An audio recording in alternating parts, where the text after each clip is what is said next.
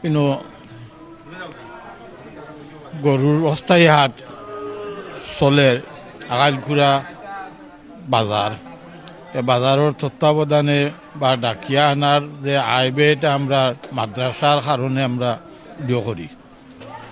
আকাইলকুড়া নমৌজা পরিচালিত আকাইলকুড়া হাফিজিয়া মাদ্রাসার পরিচালনা কমিটির দ্বারা এ বাজার পরিচালিত হয়।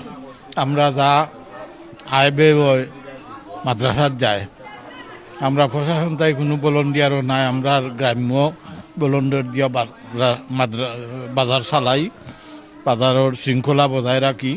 ডেইলি বাজারের আল্লাহর হুকুম হইলে আমরা সরকারি ফিস তাকেও কিছু কম লইয়া দিয়া বাজার দিয়ে করি, যার কারণে আমরা বাজারও বিশেষভাবে বাজার ঈদের আগের দিন পর্যন্ত চলব আমরা চালাইবার ইচ্ছা রাখছি আল্লাহর হুকুম। বাদ রসিদ সরকারি রেট মতো আমরা লই না, আমরা কমাইয়া দিয়া এলাকার মানুষ তো এই হিসাবে আমরা কমাইয়া দিয়া লইলাই।